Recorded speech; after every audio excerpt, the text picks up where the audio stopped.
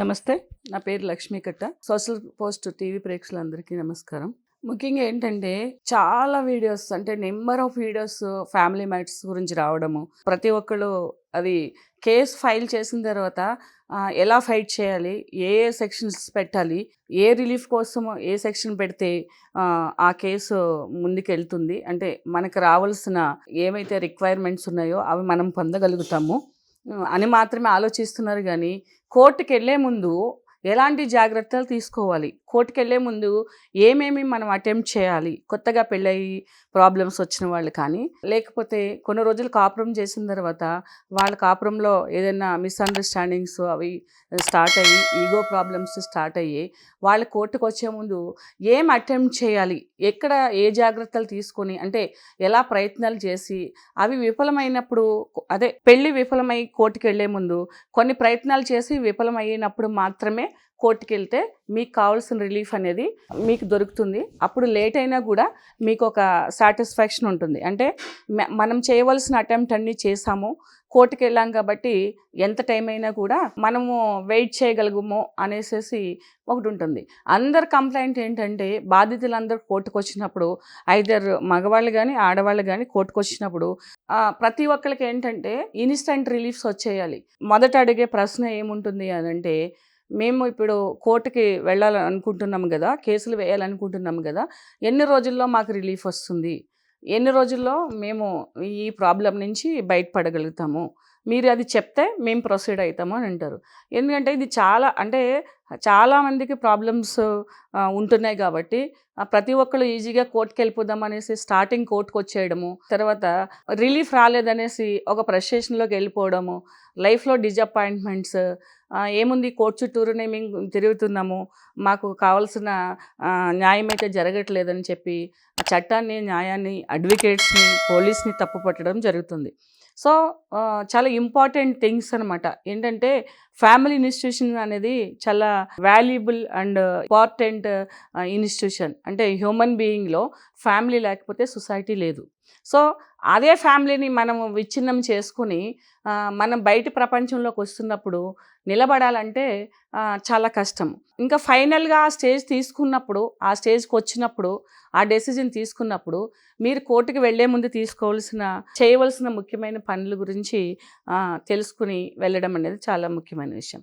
ఇప్పుడు ఏంటంటే ప్రతి ఒక్కరు పెళ్లి చేసుకోవడం, ఫస్ట్ కెరియర్ డెవలప్, మనం కెరియర్లో స్టాండ్ అవ్వాలనుకోవడం గుడ్.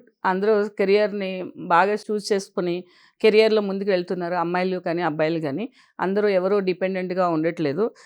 కొన్ని రోజుల ముందు ఏంటంటే ఈ సాఫ్ట్వేర్ రాకముందు ఎంసీఏలు, ఎంబీఏలు, ఇంజనీరింగ్స్ చేసి కూడా అందరూ గవర్నమెంట్ జాబ్స్ కోసం వెయిట్ చేసేవారు. ఇప్పుడు అలాంటిది లేదు. ప్రతి ఒక్కరు ఏదో జాబ్ చేసుకుంటున్నారు.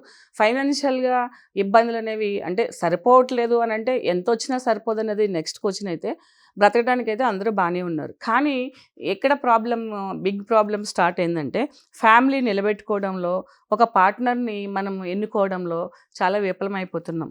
సో ఇదేంటంటే లీగల్ సపోర్టింగ్ వీడియో కంటే కూడా values of the family, relations, emotions మీద చేసే వీడియో ఇది ప్రతి ఒక్కళ్ళు కూడా జాగ్రత్తగా, అంటే ప్రాబ్లమ్స్ ఉన్న వాళ్ళందరూ కూడా దీన్ని ఫాలో అయితే కనుక ఈ వీడియోని ముఖ్యంగా మీకు కొన్ని ప్రాబ్లమ్స్ ఈజీగా షార్ట్ అవుట్ అవుతాయి. ఫ్యామిలీ రిలేటెడ్ ప్రాబ్లమ్స్ అవి ఏంటంటే, మీరు పెళ్లి చేసుకుంటున్నారు, చాలామంది లివ్ ఇన్ రిలేషన్లో ఉండి చేసుకుంటున్నారు, కొంతమంది అరేంజ్డ్ మ్యారేజ్ చేసుకుంటున్నారు, కొంతమంది love marriage. 3 types of marriages ఇప్పుడు సొసైటీలో జరుగుతున్నాయి. మెజారిటీ ఆఫ్ ది కేసెస్ ఏంటంటే ఈచ్ అదర్ తెలిసే ఎక్కువ కేసెస్ అవుతున్నాయి. అవి కూడా ఎలా తెలుసు అంటే, ఎంగేజ్మెంట్ చేసుకుని కొన్ని రోజులు కలిసి మాట్లాడుకోవడం, లేదంటే ఒక ఆఫీస్లో, లేదంటే ఒక రకమైన జాబ్లో ఉండి ఇంటరాక్ట్ అవి కలిసి మ్యారేజ్ చేసుకుందామని, అది లవ్వో లేకపోతే ఒక అండర్స్టాండింగో అలా చేసుకోవడం.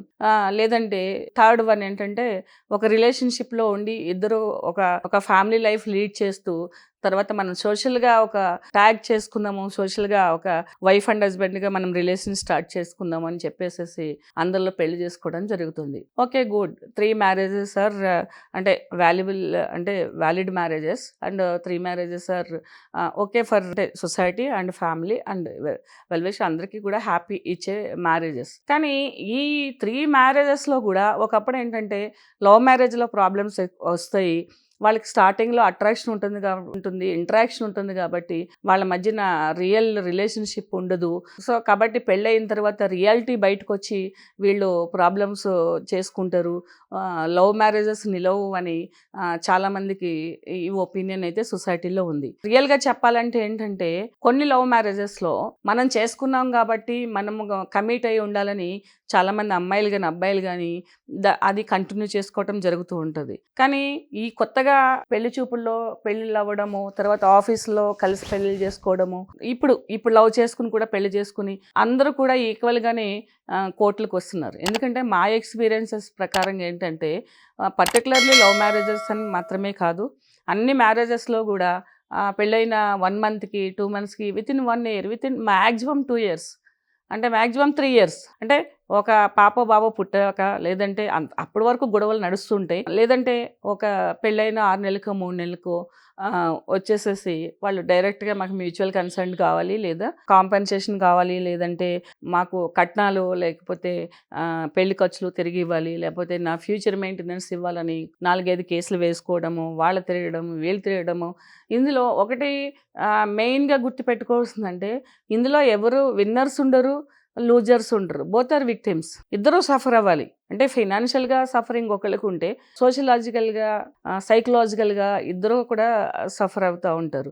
ఒకవేళ ముందు ఫైనాన్షియల్గా లాస్ అయితే పేరెంట్స్, అమ్మాయి పేరెంట్స్, అబ్బాయి పేరెంట్స్ తర్వాత లాస్ అవుతుంటారు. అంటే ఇద్దరికి కూడా ప్రాబ్లమ్ వస్తుంది. అంటే హ్యాపీ మూమెంట్ ఉన్నప్పుడు హ్యాపీగా మనము ఒక సెలబ్రేషన్ చేసుకున్నప్పుడు డబ్బులు ఖర్చు పెట్టినా ఎవరికి పెయిన్ఫుల్గా అనిపించదు. అదే పెళ్లి ఫెయిల్యూర్ అయిన తర్వాత అబ్బాయి తరపు వాళ్ళు డబ్బులు ఇవ్వాలంటే కనుక వాళ్ళకి చాలా ప్రాబ్లం వస్తుంది. అందుకే ఏం చేయాలని అంటే ఏదన్నా పెళ్ళయిన తర్వాత ప్రాబ్లమ్స్ వచ్చినప్పుడు ఏంటంటే ఫస్ట్ ఆఫ్ ఆల్ ఈగోస్ పోకుండా, లేదంటే ఒక ఫాల్స్ అంటే అజంప్షన్స్లో ఉండకుండా మీరు ఇద్దరు కూర్చొని ఎడ్యుకేటెడ్ లాగా, అంటే ఒక మెచ్యూర్డ్ పర్సన్స్ లాగా కూర్చుని మాట్లాడుకొని మనకి వీలు కాదు, మనము కలిసి జీవించలేము అని ఒకటి వచ్చి ఎమికబుల్గా సెటిల్ చేసుకుంటే చాలా మంచిది.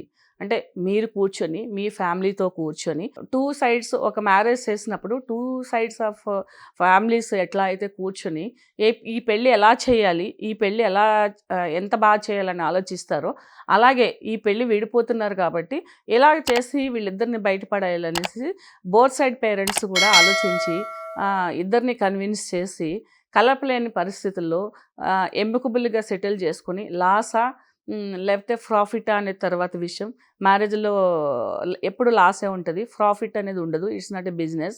కాబట్టి ఖర్చు పెట్టిన డబ్బులు రాకపోయినా కూడా అమ్మాయి వాళ్ళు సెటిల్ చేసుకొని వేరేగా లైఫ్లో, కెరియర్లో కానీ లైఫ్లో కానీ సెటిల్ అయితే బెటరు. లేదు అని అంటే ఇద్దరు కూడా ఒక మ్యారేజ్ కౌన్సిలర్ దగ్గరికి వెళ్ళండి. ఒక సైకాలజిస్ట్, ఒక మ్యారేజ్ కౌన్సిలర్ అనే కాదు, అంటే మ్యారేజ్కి సంబంధించిన కౌన్సిలర్. సైకాలజిస్ట్ అంటే అందరికి ఏముంటుందంటే మాకేమైనా పిచ్చి ఉందా, లేకపోతే మేమేమైనా ఇది ఉన్నదా, నేను పర్ఫెక్ట్, నాలో ఏమీ ప్రాబ్లం లేదు, నా ఆపోజిట్ పార్ట్నర్లోనే ప్రాబ్లం ఉంది, అతన్ని వెళ్ళమనండి అంటారు. ఇదేంటంటే ఇది అస్సలు కరెక్ట్ కాదు. అంటే మనం చేసే ప్రతిదీ కూడా మనకు కరెక్ట్ అనిపిస్తుంది, మనము కరెక్ట్ రూట్లోనే వెళ్తున్నాం అనిపిస్తుంది, మన మిస్టేక్ ఏమున్నది అనేది మనకి ఎప్పటికీ తెలియదు. కాబట్టి ఏం చేయాలంటే ఒక న్యూట్రల్గా ఉండే ఒక పర్సన్ దగ్గరికి, ఒక కౌన్సిలర్ దగ్గరికి వెళ్ళినప్పుడు ఏముంటుంది అంటే ఈవెన్ అది ఎలా షార్ట్ అవుట్ చేసుకోవాలి, ఏంటి మీ ఇద్దరి మధ్యన ప్రాబ్లము అనేసి వాళ్ళు క్లియర్గా క్లారిఫై చేయగలుగుతారు, మీకు అర్థమయ్యేటట్టు చెప్పగలుగుతారు. That is called psychology.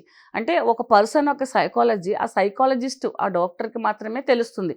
అంటే ఈ అమ్మాయి యారోగెంటా, ఈ అమ్మాయి మిస్అండర్స్టాండ్ చేసుకుంటుందా, లేకపోతే ఈ అమ్మాయి అడ్జస్ట్ చేసుకోలేకపోతుందా, అలాగే ఈ అబ్బాయి ఈ అమ్మాయిని ఎలా ట్రీట్ చేస్తున్నారు, వీళ్ళేంటి, ఒకరిలో ఉన్న ఫాల్ట్ ఒకళ్ళు ఎత్తి చూపించుకుంటున్నారా, నిజంగానే వాళ్ళలో ఫాల్ట్ ఉందా, హౌ టు కరెక్ట్ ఇట్ అనేది వాళ్ళు 100% గైడ్ చేస్తారు. అక్కడికి వెళ్ళిన తర్వాత మ్యాక్సిమం 50-50 ఛాన్సెస్ దేర్, మీరు సెటిల్ అవ్వడానికి ఛాన్సెస్ ఉంటాయి. ఎందుకంటే ఇప్పుడు తాగేవాడికి తాగడం కరెక్ట్, సిగరెట్ కాల్చే వాళ్ళకి అది కరెక్ట్, తిరిగే వాళ్ళకి అది కరెక్ట్. ఎవరు చేస్తున్న వాళ్ళకి అది కరెక్ట్ అంటేనే చేస్తారు, తప్పని ఏమీ చేయరు. దానివల్ల మనకి ప్రమాదం ఉండదు, లేదా ఉన్నా మేము ఫేస్ చేసుకోగలమని మూర్ఖత్వంతో చేస్తారు తప్పిస్తే 100% వాళ్ళ జీవితం పట్ల వాళ్ళ క్లారిటీ ఉన్న వాళ్ళు ఎప్పుడు తప్పులు చేయరు. హ్యాబిట్ వేరు, వ్యసనం వేరు. అంటే ఒక అలవాటు వేరు, వ్యసనం వేరు. అలవాటుగా చేసే వాళ్ళు ఎవ్వరు కూడా, అది తెలివైన వాళ్ళు ఉంటారు, వాళ్ళు ఎప్పుడు కూడా లైఫ్ని పాడు చేసుకోరు, అమ్మాయిలు కానీ అబ్బాయిలు కానీ. సో అది ఎప్పుడైతే మూర్ఖంగా ఇది మనల్ని ఏమి చేయదు,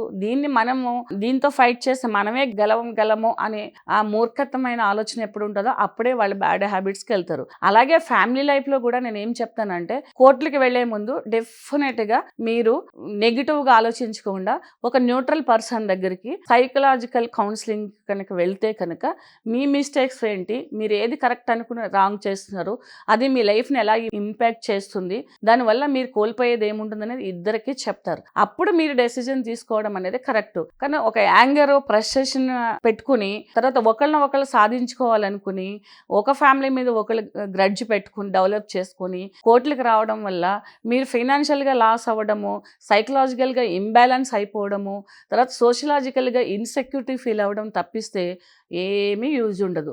ప్రతి ఒక్కరు ఏంటంటే లైన్లో నిలబడాలంటే ప్రతి ఒక్కరికి కూడా ప్రాబ్లం వస్తుంది. ఎందుకంటే అంతసేపు నిలబడాలంటే మన పని కోసం మనం వెళ్ళి ఒక హాస్పిటల్లో వెయిట్ చేయాలన్నా కూడా ఒక ½ అన్ అవర్ మన పేషెంట్స్ని మనం కంట్రోల్లో పెట్టుకోలేము. అలాగే కోర్టులకు వచ్చి ఇయర్స్ టుగెదర్ మీరు కొట్లాడాలని అంటే it's not a easy task. ఎందుకనంటే ఒక్కరితో మీరు ఒక 50,000 అడ్వాన్స్ ఇచ్చి ఒక అడ్వకేట్ పెట్టుకున్నంత మాత్రాన మీకు కావాల్సిన రిలీఫ్ అనేది అడ్వకేట్ ఇవ్వలేరు. It's so many people involvement ఉంటుంది.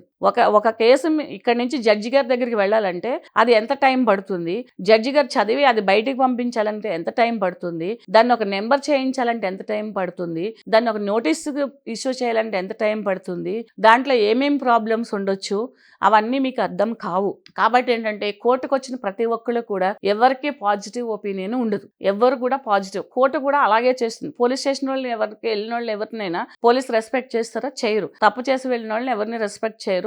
విక్టిమ్స్ ని కూడా వాళ్ళు రెస్పెక్ట్ చేయరు. మేబీ జాలి చూపించవచ్చు, అయ్యో వీళ్ళు మోసపోయారని.